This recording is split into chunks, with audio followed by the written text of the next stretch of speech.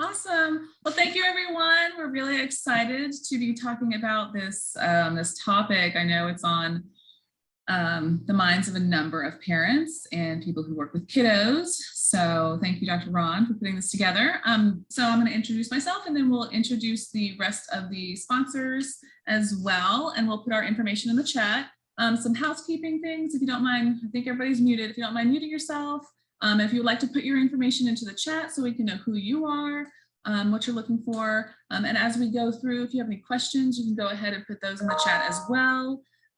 So I'm Stephanie Alexander. I'm Director of Outreach for Fusion Academy. We have 3 campuses in Houston. We have the Woodlands, Sugarland, and the Galleria.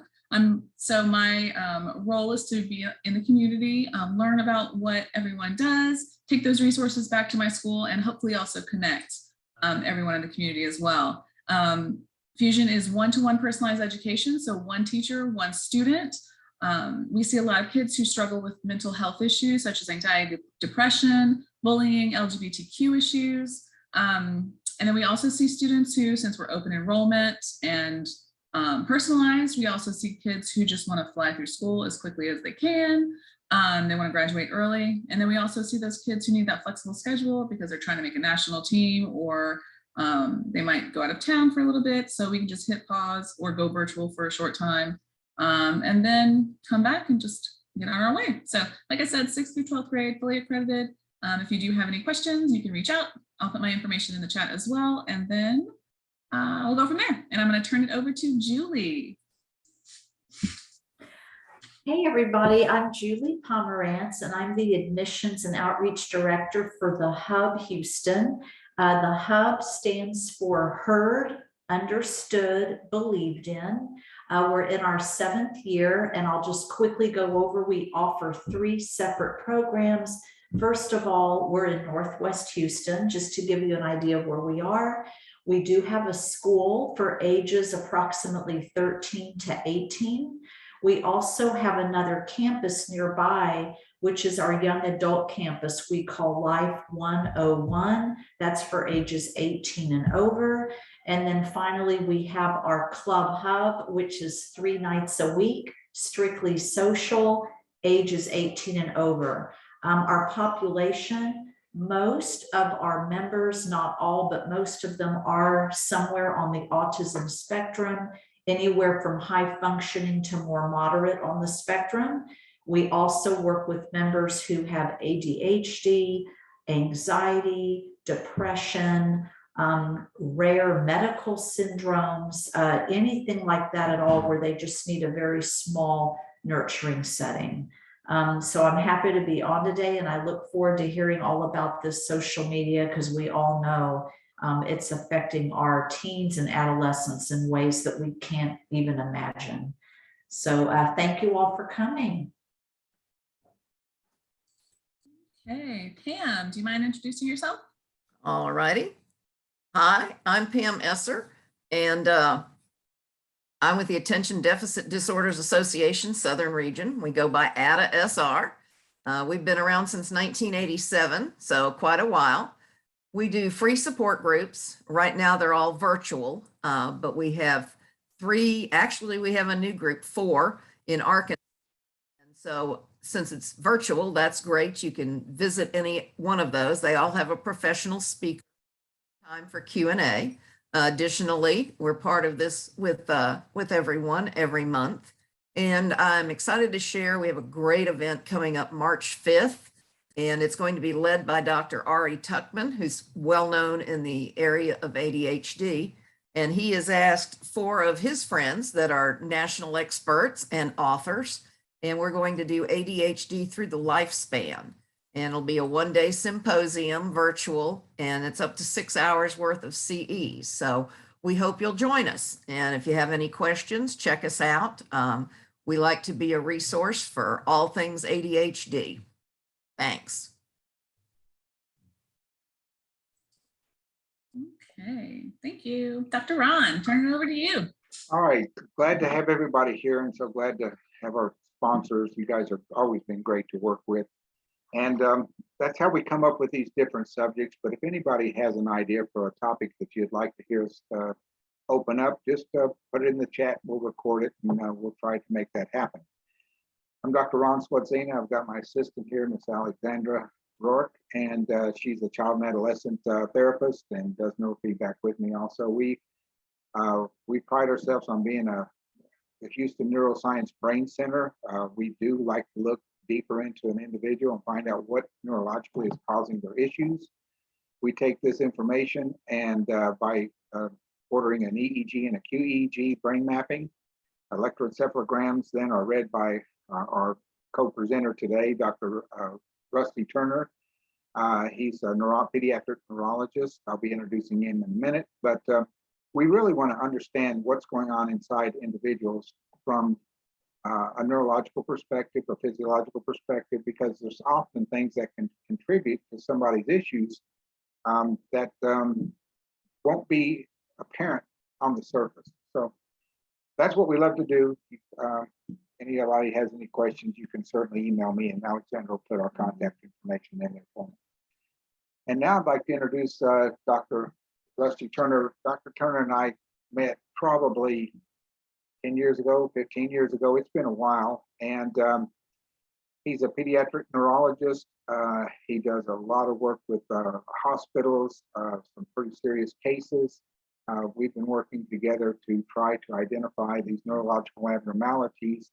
And he's been on part of Clinical Neuroanalytics, which is my parent company, for doing EEG analysis. We've got now, I think, 21 different centers throughout the country that we do reports for. So we got interested in this topic because Rusty has just written a chapter on it about how the technology we have nowadays is really starting to affect all of our brains, children's especially, from the blue light to the electromagnetic fields to 5G, in fact. And so it's going to be a lot of information. And I apologize up front because Rusty talks over my head a lot too, but he does a wonderful job. So with that, Dr. Turner, would you take it over, please, sir? I was going to follow your lead, Ron. So I'll, one thing I'm going to do, as many of you know, Ron, don't say anything, but it's difficult for men to do more than one thing at once, although we don't admit it. So I have a standing table and I lower it in the afternoon. So I'm going, if you wonder why I'm not trying to get higher than Ron, I'm just going to sit down so I can be better focused and not get Pam diagnosing me. Although I have the squirrel variant of ADD, if you've seen the movie Up, squirrel. So that takes over once in a while. So as Ron said, I work as a pediatric neurologist and epileptologist, love what I do, trying to provide healthcare and getting at root issues. You know, I'm not against medications, they can be helpful, but we are not biochemical beings, we're electromagnetic beings, and we really need to be aware. And so this is really when Ron talked about participating with this today, this is a huge issue. Oops, I'm sorry. Sorry, I turned off my music. I usually have music to soothe the savage beast. And Julie, just one thing that popped into my mind when you were sharing about hub, heard, understood, believe. If you ever want to add an S to it, hubs, you know, who in the world today doesn't want to be heard, understood, and believed in a safe environment? Because people don't feel safe anymore, and kids, and so they were searching and they're trying, you know, they get this pseudo feeling of being safe as they get more and more immersed into social media. And so depending on Ron's lead and how we do this, I just have two really important takeaways. It's the social media stuff, the actual technology, what we're using is important, but it's also, you can't even separate that from the EMF pollution that we're living in, that is probably the biggest worldwide pandemic and problem right now from a standpoint of toxicology, is what EMF is doing. And so I'll show you a couple things. And when I do bring up a few things, I'll show a few slides if that's okay, whenever Ron's done or however we do this. But take notes or take screenshots. There's nothing that's copyright protected. I don't sell anything, but I will maybe tell you about things you already know, hopefully get you resources, because this is only getting bigger and worse. And people in education, especially with your focus, and people in the mental health world are never going to be hurting for patients. The needs are going up astronomically. It was difficult enough before, but COVID is just, the COVID changed world has just intensified that with isolation and saturation and media and all that sorts of stuff. So I've already given you permission to share, so you can share your screen anytime you need. okay. How do you want to start, Ron, since we didn't plan, you didn't give me the script, so we'll. You've got the script. This is your area of expertise. It's however, whatever trail you want to take these folks down, but I think you've got such a wonderful set of slides. All right, let me pull this, excuse me, get this up. So I think I'll start here, and every slide I've had or put together, there's 411, and Ron thought we could be done by 2 o'clock, right? 411 slides. I can go to slide presentation, but if people can see this okay, I may keep it in this format. Is that okay? Can people see the slides adequately? I'm doing okay with it. Yeah. Okay. Everybody else? Okay.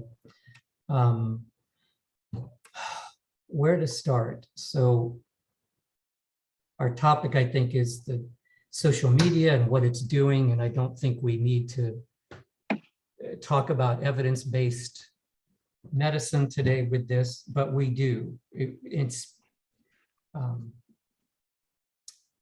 We've learned so many things from history, and then we forget what we learned from history. And with the issues that have emerged with social media and the issues which have emerged really since the 1930s and 40s with electromagnetic radiation, microwave radiation, that began really in the late 1800s, but it's just exponentially increased. We're mostly unaware of this, or what we do know isn't really widely disseminated. The evidence is there, and it takes me back to where we were in the 1920s and 30s, 1940s. Ron and I weren't there at that point, but I came in the 1950s, and how the world has changed for most of us. But so many people are crying out for help, and it doesn't come asking for help. It comes with behaviors that make it difficult for us to approach them, and that's how they end up in your practices and your teaching systems. So where is it? I'm sorry, I'll start back up here, Ron. So I didn't really plan to go through a whole bunch of slides, but to use them as triggers of what to talk about, and then ask questions, however you want to do that. So I'm real big about brain health. That's what I talk about.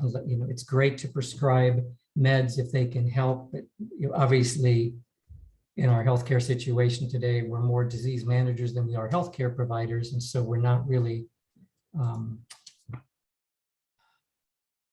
getting to the roots of the solutions. And again, medicines are good, but long-term medicines are not doing very well, particularly when it comes to the brain. So I talk a lot about prescribing meds. We've heard that maybe before. Move, eat, disconnect, sleep. Today, what we're focused on is the disconnect. So I made up that little acronym. I want to be prescribing meds first and foremost. And to me, all that is, there's nothing fancy about being an MD. It's about being a healthcare provider, an educator, a parent. Who doesn't want better health for us and for our kids? So I divide this up. When I talk about disconnect, I have goals, understanding digital health, understanding the pervasive effects of screens, and EMF, which is electromagnetic frequency, or you'll also see the term EMR, electromagnetic radiation. And I want to show a quick video in a few minutes, just a short section actually from a NASA video, which I think we'll put in a couple minutes better than anything I would talk about for a few hours. So when we look at screen-related factors, and nothing I present is original, so I try to give credit where credit's always due. Victoria Dunkley is an amazing mental health provider, psychiatrist in California. 6-7 years ago, she wrote a book called Reset Your Child's Brain. But anybody ever encountered somebody in your school or your practice with hyperarousal? Hello, this is what we're seeing. Or when there's hyperarousal for a sustained period of time, the brain eventually burns out, and then we get depression and all the other comorbidities that are related to that. But there's so many things, and we'll talk about social media, but I also want to hit on EMR, electromagnetic radiation, and make you a little more aware, give you some homework to do on yourself of what do we do to change. But Victoria kind of started the whole idea of the digital fasting. And now there's digital treatment centers and stuff. And the more and more we see of digital addiction, it's a direct parallel with drug and alcohol addiction. When you start seeing a lot of the manifest behaviors, if any of you work in the recovery field or are familiar with that, it's very, very much parallel, except you can get this anytime, anywhere. It's not illegal, and here we are. But so we'll talk about the screen, the social effects, but also about the actual physical or physics of the blue light that comes from screens, what that's doing to affect us. And then this electromagnetic radiation, this soup that we're swimming in more and more. And I like to throw up this slide is, if there's any of these symptoms or diagnoses that you seem to see in your kids, your practices, one of the common denominators that's being seen across the world and the people I collaborate with is this has an EMR, I'll use it again, electromagnetic radiation basis. Depression, bipolar, light issues, attention, learning, psychosis. These are all brain disorders that usually, as neurologists, we might see somebody diagnosed and say, oh, you need to go see the mental health provider. And if we do much of anything, it's usually try to treat somebody with medicine, which might help, but it doesn't get to the root of the issue. So, and I'll talk a little bit more manifestation. This is a terrible slide, but one of the people I collaborate with now is Dr. Cindy Russell, who works worldwide with and this is back from, I think, her 2018 presentation, Adverse Biological Effects of Digital Technology on Memory and Learning in Children. And I won't make it available and inundate your inboxes, but the problems with, this is my accumulating file of the evidence that exists, including in the major pediatric journals, that kids in particular, pregnant women, men of childbearing age, and then kind of the whole rest of the age span are susceptible. And this is not new stuff. This goes back to the 1940s, 50s, 60s, long before we even had the computers and all the stuff that's available now. So it just goes on. And seminal papers that have been published. And most of the time we're not aware of it. And I always, when I read these, it's like, this has been around for 20 years. Where's the American Academy of Pediatrics standing up for this? So when I talk about disconnecting, because that's part of what we're talking about today, it's easy. You go home, you explain to your kids that we're going to do a digital fast for the next month, or we're going to take away all the electronics out of the house for a month. Good luck. So we're not going there. That's not the solution I'm going to leave you with, or you're going to quit listening right now. So I talk about time exposure. That's important. HEV stands for high energy visible light. That's the thing called the blue light exposure that we have from every single screen that we look at. And the amount of light energy coming out of screens now is exponentially so much more than it used to be, obviously, years ago, because of the pixelation and the light energy. One of the worst offenders is smart boards and we may get to that and talk about that. And then I talk about EMF, or electromagnetic frequency exposure. So we can tell people, put your cell phones down. The AAP can come out and say, make a family and media use plan, work with your kids, tell them that, well, under age 2, there should be no screen use under age 2, according to the American Academy of Pediatrics. As a grandfather with 3 wonderful granddaughters and teenagers, that's okay, except you do need to FaceTime with your grandkids if they're not local. So, but they put that in there, other than some video chatting. 2 to 5 years, 1 hour per day of screen time, depending on the structures of your schools, your home. Can anybody remember in this audience the last time you were on a screen for 1 hour in a day, cumulatively? It's like, we're not doing what we should be doing, but I'm not into should have, what we should be doing, because that just beats us down. If you probably heard the phrase, then you end up just shoulding all over yourself. I know this is being recorded for quality purposes, but we don't need to keep shoulding on ourselves and others. So 6 years, consistent limits. And this is again from the American Academy of Pediatrics. Ideally, no more than 1 hour a day of optional screen use. Okay, I think we have a problem, Houston. Hey, you're in Houston, that kind of makes sense, that's cool. And they give tools on how to do that and online citizenship. And they've been doing this a long time, and look where we are. Couple quick things, and this is again from Dr. Dunkley and her work. She published this book in 2015. I'm not selling the book, I didn't endorse the book, I don't have anything with that. But you'll hear frequently some of these things of what's myth and what's fact. It's the medium, not the message. They're both important. It is the medium, it is the screen, but it is the social media. I'll talk about that. And there's a few other things. So take some screenshots if you want to go into some of these things later, because we won't have time to go over each aspect. But we know now, despite how technology was sold in the 90s and early 2000s, how much this is helping our kids. And the best way we can do this is, and now, we look and go, maybe it didn't give the promises, the yield that we had hoped it would. And now we're pretty stuck right now. So using technology to teach, we use it. All the evidence says it is at best neutral, and there's a lot of evidence that it's not good for us. Electronic reading, e-reading hinders literacy and comprehension. It's much better to do handwriting and note-taking, and probably you've all heard that. It's just, how do we do it when the tsunami is against it? When you see kids that lose fine motor skills or don't develop optimal fine motor skills because they're flipping and doing everything else instead of learning handwriting and things like that. Couple quick resources, and many of you, this is an older one called Screenagers, the documentary. It's a great one with some good information, sorry. And Social Dilemma, many of you probably already seen that. If you haven't, watch it. It's on Netflix. Childhood 2.0, you can see on Amazon Prime. It's probably, a lot of this is available on YouTube as well, but great resources.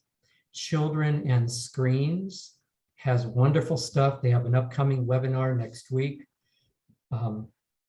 Keeping the training wheels on tech. And they do a lot of good. They're focused mainly on the tech and not the environmental toxicity that we're all surrounded in. But it's important, you can't separate them. So helpingchildrensandscreens.com is another excellent resource. And that you can, if you don't copy or do a screen capture, but on YouTube, Children in Technology, Schools, Screens, and COVID, that was part of the Santa Clara County Medical Association Environmental Health Series webinars that they've been doing. They get it, and they have a lot of medical professionals and others putting this together. Nicholas Carteres has put together a program. There's Victoria Dunkley again. There's so many resources to help us understand there is a problem. I don't think we need a lot of help understanding that, but what do we do about it? Dr. Dunkley did an episode with 2020 that they followed. It was great. Parents with 2 young kids obsessed with electronic devices get an intervention. Sound like we're dealing with addictionology here, and it is, but they follow that, and it's a cute blip thing that you can follow and see. There's much like going to residential treatment. If somebody has to be separated from alcohol and drugs, there's a lot of withdrawal, there's a lot of problems, but you get through it. It doesn't kill you. And so anyway, that's another, it's a relatively short thing you can watch. That's available on YouTube or through the ABC News. She did this other thing, and this is on YouTube, Wireless Technology and Public Health Conference that took place almost 7 years ago. This is not new stuff. And Dr. Dunkley termed electronic screen syndrome the overstimulated child, and I'll show a few slides from that in a little bit. Yesterday, I was on technology, sorry to admit that, but an old colleague had reached out through LinkedIn, and I never get on that, but I saw an email popped up, and when I was on there, this was right underneath his message to me. This came from the American Psychiatric Association. It was on social media, so it must be true, and says if you are not experiencing especially negative impact, social media and its ups and downs can be a drain on well-being. So this is affecting every human at every age, almost at every level of society, economic, cultural. And it just gave some basic things. It's so easy to say this. It's like what we were finally telling people in the 40s and 50s. You know, all this stuff about smoking, doctors told us how good smoking was, and we did. My colleagues did that, saying smoking is good for you. It helps you have a better sense of smell and taste. It enhances your health. And we look back at that and go, what idiots, or whatever, but it was done with scientific evidence and publications. So you can prove pretty much anything you want from the scientific literature, quote unquote. So I just put that out there. Turn off notifications. We know that's feeding the dopamine system. Reduce the number of social media platforms. Many people just get rid of your social media accounts. That's a lot easier said than done. But yeah, and it's fun to watch what happens to these 2 children when they do this digital detox, social media fast. And mom actually takes the electronics, puts it in a storage unit off-site, because and you may have seen this if you've tried it with your own kids or clients or patients. The first little guy I saw years ago was 6 years old, came in with intractable headaches, and mom realized what some of the problems were, was locking up the iPad at night. And he would wake up in the middle of the night at age 6, figure out how to undo the safe, reconnect and reboot the whole internet system so he could get on. And he was a pretty bright kid. And I said, so what you've been doing is anything you can do to get to this stuff. And I asked him, again, very bright little guy, said, if you were trying to get to cocaine instead of your iPad or the phone, what would you call that kind of behavior? And he said, addiction. And it kind of began to click and made some changes. So again, preaching to the choir here, extended breaks, go outside, go figure how radical that can be. When she gave a couple symptoms, overstimulation and stress reactions, this is affecting our brain. And something that Dr. Ron and I keep working on is you can see effects in the brain eventually with EMR and screen effects, the EEG, if you know what to look for. Most of the time as neurologists, we just look and say, oh, there's no seizures, and we kind of go on from there. But it's affecting us electromagnetically, which eventually affects the blood flow. It affects the connectivity in the brain. So we are changing who we are as electromagnetic human beings. And this functioning, anybody they know with emotional regulation problems, focus problems, decision-making, impulse control, empathy, creativity, on and on. What does it look like? Dysregulated mood, impaired cognition, and there's plenty of evidence now that even the dementias as we get into our older years, and the declines aren't this mysterious disease that we have all these horrible drugs that we're doing nothing to help the dementias and the Alzheimer's. It's a gut issue, and it's a sleep issue, and it's an EMF issue. The brain is influencing, and I'd love to get off into all that too. What we eat and our environmental health make a huge difference. Impaired cognition, dysfunctional behavior. Well, that kind of covers the whole gamut of what we do, right? What you see. Victoria, years ago, started recommending this, and a strict, extended 3 to 4 week electronic fast helps reset the brain. And she has evidence it happens. How the heck do we do that today is something that if we realize the seriousness of what's happening and we see the increased violence or behaviors and everything going on, and we don't look at the source, it's again, the same thing in addiction medicine. If people come in to get all their symptoms treated of irritability and I'm having trouble functioning, well, we just help you function better.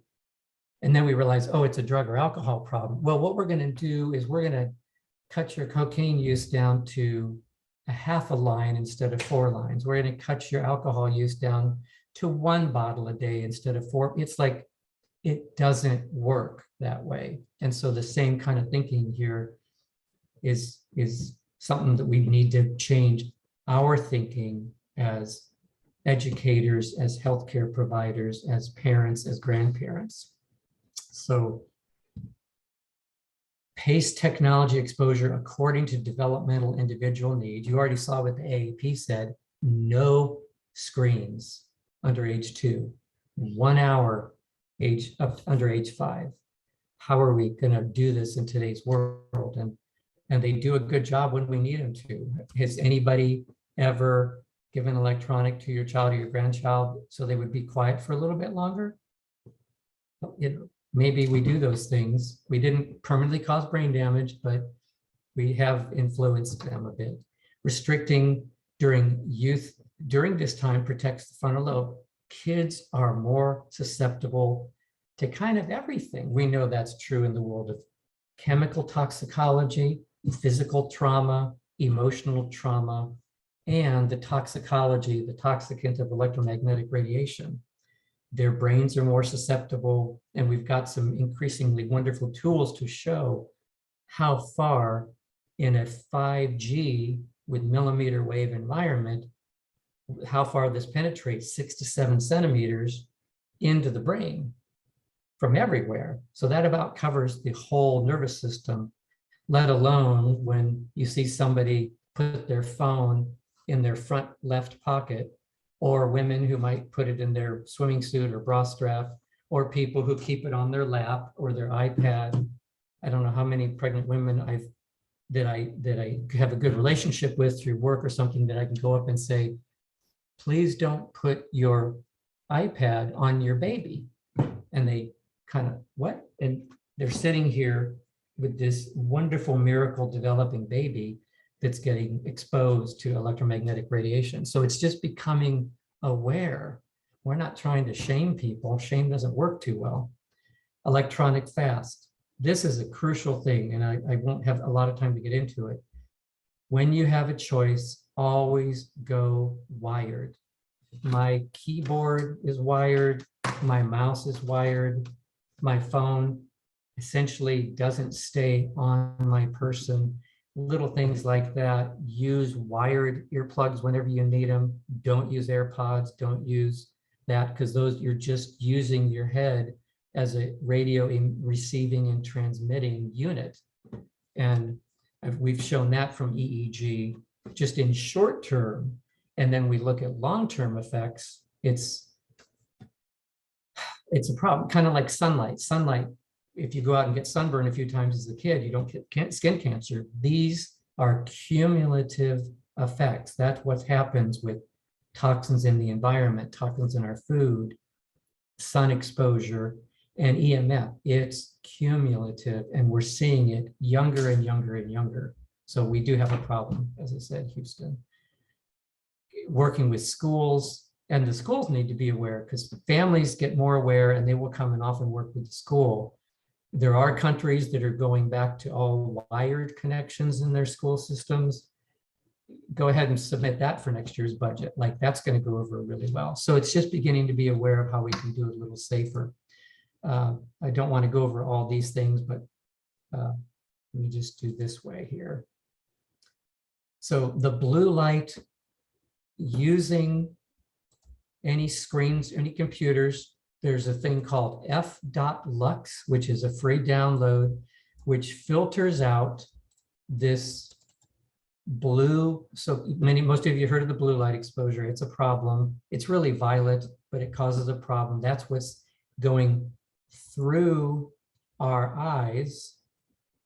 It comes in. This is if you go to the American Museum of Natural History, this is a wonderful little short video you can show yourselves, your kids, families, of seeing in color. And it's how light is processed through the eye, through the retina, into the brain. And we wonder why we're having brain problems from what's coming into our eyes, not just the social media. That's a huge problem. I put this in, if anybody has seen anybody with symptoms of fatigue, ringing in the ears, sleeping, headache, learning problems, heart problems, balance problems, absolutely. That's a whole nother conversation. Cramping, eye problems, that can all be tied in, at least in part, to screen issues, the blue light, and environmental electromagnetic radiation. I know this is maybe like a fire hydrant, but that's okay. When I usually do this, I like to talk about we are electromagnetic beings. That's how we are created. And then the chemistry, we keep trying to replace the deficient chemistry, which can help. But when you straighten things out electromagnetically, which a change in lifestyle and neurofeedback and the stuff that you're doing in your center is the way to help the brain begin to reboot, then the chemistry takes care of itself. If I'm horribly out of shape and have hypertension and cholesterol problems, and all the prescriber does is stick me on a cholesterol lowering agent and a weight loss drug or something, and I don't change my life, what good is that going to do in the long term? I usually throw in stuff about it's amazing. I hope we continue to learn from history, but what we did as in my profession in those years, and it wasn't until the 50s that we really, the government and CD, the other healthcare organizations came on board. And yet we know these are the problems. How many, this one in 2021, about 6.5 trillion cigarettes are sold around the world each year. 2021. So we know the problem, but is it changing behavior consistently enough? EMF, real quick. Dr. Becker is an incredible physician who helped pioneer.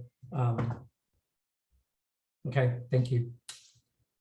That's Ron telling me to be quiet. He does that a lot. I don't know why he does that. So I'll wrap up here.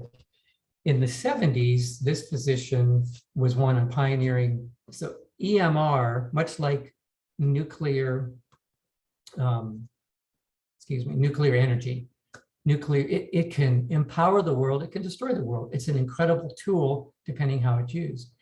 Electromagnetic frequency can help in PEMF, and it can be used for health benefits depending on frequencies and how it's used, but it's also a problem. And he said 50 years ago, I have no doubt in my mind that at the present time, the greatest polluting element in the Earth's environment is the proliferation of electromagnetic fields.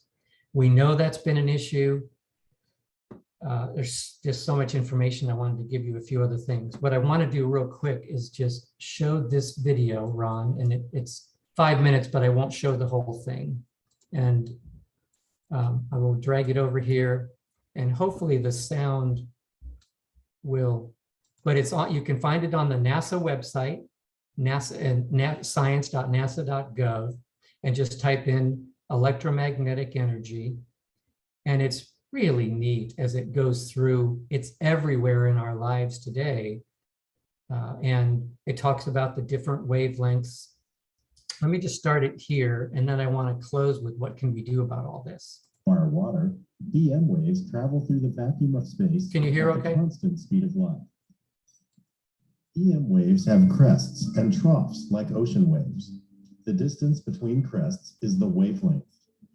While some EM wavelengths are very long and are measured in meters, many are tiny and are measured in billionths of a meter, nanometers.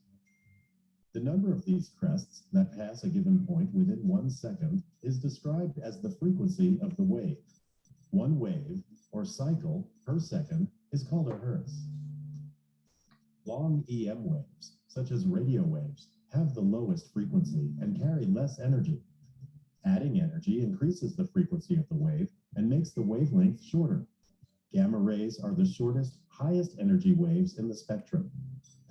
So, as you sit watching TV, not only are there visible light waves from the TV striking your eyes, but also radio waves transmitting from a nearby station, and microwaves carrying cell phone calls and text messages, and waves from your neighbor's Wi-Fi, and GPS units in the cars driving by. There is a chaos of waves from all across the spectrum passing through your room right now.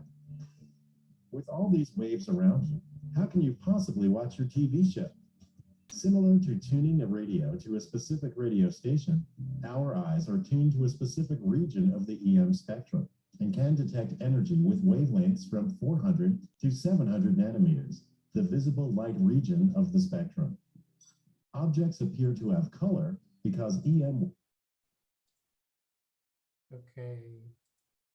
So can you hear me again? Okay, now I don't know if you could hear that or not, but let me go up there. So I love that because it comes from NASA, and we're not aware of the EMF soup that we're swimming in. It's so much more electromagnetically dense than it was a year ago, 10 years ago. And now with the millimeter wave technology, which is 5G, fifth generation technology, is adding to what we had with 4G, 3G, 2G, 1G. So it's not replacing anything, it's adding. And so this chaos that you see in this picture is really, and then it kind of, as you saw, it boils down, and what we see is the visible spectrum, what comes out of the screens. So there's the actual physics, the physical aspect of electromagnetics, as well as the social media. And we have to look at both, because it's not just the social media, but the EMF, which is contributing to the addictive qualities of this.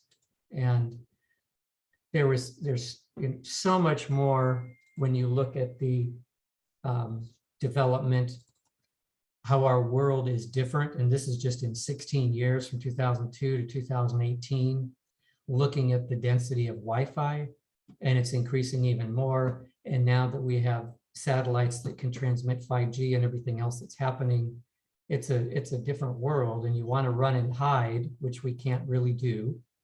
I have slides, what schools have done around the world in certain countries of removing Wi-Fi from schools. And again, the symptoms of what happens if we don't recognize it. If we got cognitive disorders, we go see Dr. Ron.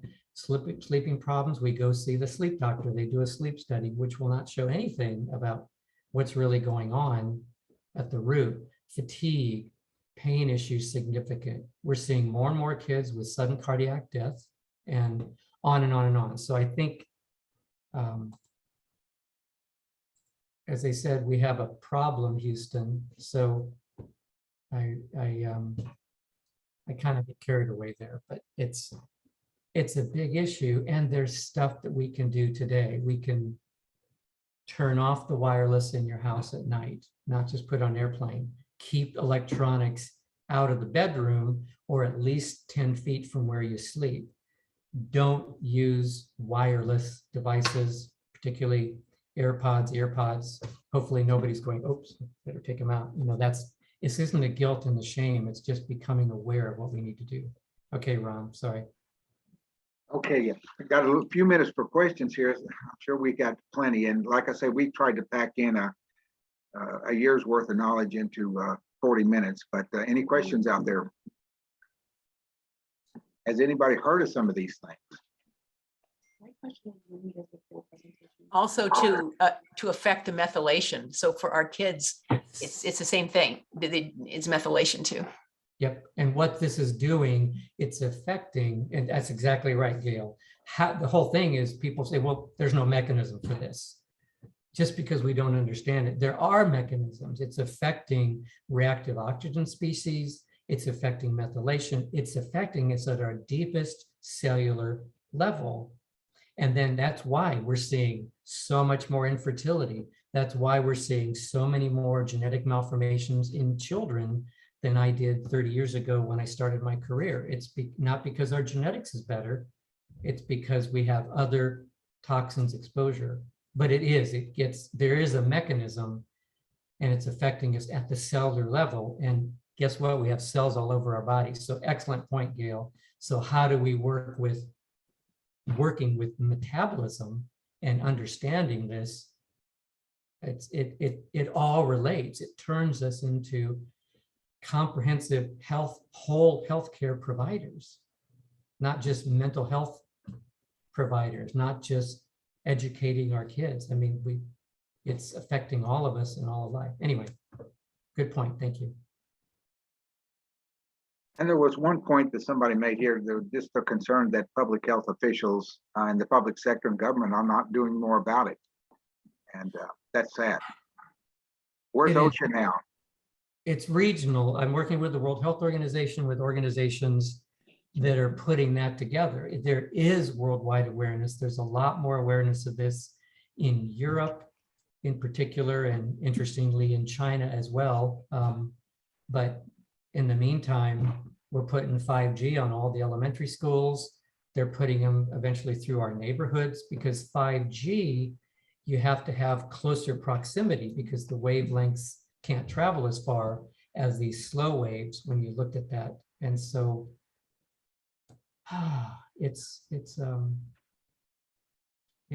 but there are people working on advocacy, and that's been happening for a long time. And there's still a lot of denial, a lot of very smart doctors and very smart scientists that come in and say, oh, this isn't real. Kind of like neurofeedback. I mean, it's not real, right? We unplug the router at night. I do. Yeah. Yep. Thank you. And it takes a deliberate effort. It's a hassle. Then you have to reboot the next day, and you have to. And the other thing is that you know this from your phones. When you look at our phones, they have 5 or 6 sometimes different antennas. We have wireless antenna. We've got Bluetooth. You've got there's a bunch of different frequencies from our phones. So just putting it on airplane, and it's hard. If I'm on call, how do I turn off my Bluetooth, turn off your, it's interesting. But you have the cellular, hotspot, Bluetooth, Wi-Fi. Those are all separate frequencies and separate antennas that affect us separately. Got a question here. Or cumulatively. Go ahead. I was curious how much, if there's like any research or evidence that shows how, I guess, significant of an impact it makes if we turn off our routers at night. Because if they had like a number of like, okay, you're going to improve by this number, that could help motivate people to do that more likely. Or like if you turn off your phone and put it in another room. One, I've seen it clinically, but I changed what I was doing clinically to recommend to families, and then they wouldn't believe me. I mean, I could show them the articles, show them the research, show them the science behind it, but until it changed the behavior.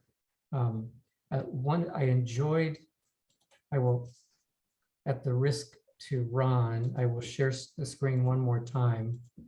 And the talk, because like Alexandra addresses this directly, is the talk.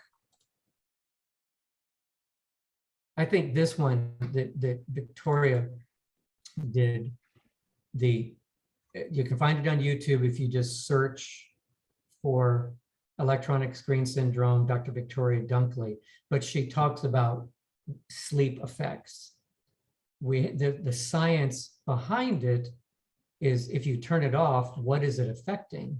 And then you have to start talking about what is sleep doing. And then that gets you into talking about not just melatonin, but other neurochemicals that are going to be affected by the constant bombardment that we have from screens, blue light, and EMF during the day. So when we change this stuff, it's kind of like somebody getting diagnosed with their first skin cancer, and they go, "Oh, boy, I better start using sunscreen and being more careful." That's okay, but there's been a lot of stuff. Did that answer the question, Alexandra? Yes, you did. That's very helpful. I'm gonna watch that. I have several therapy clients who have sleep issues, and I'm wondering if this is it because they say that they find their phones and with their TVs on, and so I'm gonna have to learn more about this so I can communicate it clearly to them. Sleep is one of the lowest hanging fruits. Sleep and anxiety, but it's not just telling people turn off their router or move their stuff away. It's also, and you look in the American Academy of Pediatrics and other websites, it said turn off your electronics 2 hours before bed or whatever. Disconnect. I don't watch TV, but I don't know let's do Instagram for 15 minutes before bed. I don't know, whatever people do, but you've got to shut this thing down, which is really dangerous when it's out of control. Yeah. And the environment, but sleep can be, I'm just always amazed when people would come back and go, "You won't believe this." And I didn't go, "Well, duh." It's like, it's so amazing that simple things, when people believe it and start to take it seriously. When I quit drinking or quit using drugs, wow, my life got better. Go figure. So. Thank you. Well, we're going to have to shut this down just a little bit. I really appreciate all the effort that went into this. And like I say, we jumped into a topic that most people never look at social media from this perspective. But since we see it all the time, I wanted to bring this out there. Also, we're going to have Stephanie had a question too, Ron. Okay, what do you got, Stephanie? One quick question. How much tech time for elementary students before we shut it down? Go to the American Academy of Pediatrics and look, but typically what they say is now it's changed over time, but it's the amount of time. So maybe they still say 1 hour of optional time, but in today's situation, how do you do that? There's 5-6 hours. So if we do that, I try to make sure they have blue light glasses on, the same way we're supposed to wear sunglasses outside, and on your devices, if you're using the computer or if they're meeting locally and you're using smart boards, put that thing called f.lux, put the blue filter on. The problem with glasses is the glasses are great. They don't show the blue light filter, but when you put it on your computer or you turn on night shift on if you have an iPhone, it turns yellowish and kids go, "Ew, I don't like the yellow." Well, you get used to it. But I would say maybe 5 hours, but I don't know. They keep kind of changing it. So that's a good question, but you should find some from the American Academy of Pediatrics. And Ron, I don't know, I think last time you shared the handout I do on the disconnect that has a bunch of the website resources. So Yeah, if you can send that, and I'll pass it out to Stephanie so she can distribute it. That'd be great. Okay. Okay, That'd be great. Alexandra, We'll see that. you want to announce our next one? Yes. Our next webinar is going to be on March the 9th. That's going to be a Wednesday at the same time, 12 to 1 p.m. And it's titled Ensuring My Child's Success in Their First Year of College. Hint, it starts in high school. We will be going over that. We will send out a link so that you can register this event. And we will send out a flyer as well. And then I think in that same email, we usually send out a link to a YouTube with the recording of this. So if you want to rewatch, because I know it was a lot of really interesting information, you can rewatch it. I know that I'm interested in doing that too. So One last thing, I've got a high school student intern working with me now who got really excited about the project of developing a flyer, a handout, or a poster for high schoolers on just this subject. So when we get that done, I'll see if she'll allow us to distribute it, because I'm sure it's going to be quite a good project. So I'll turn it back over to Stephanie to wind everything up, and I'll stop the recording.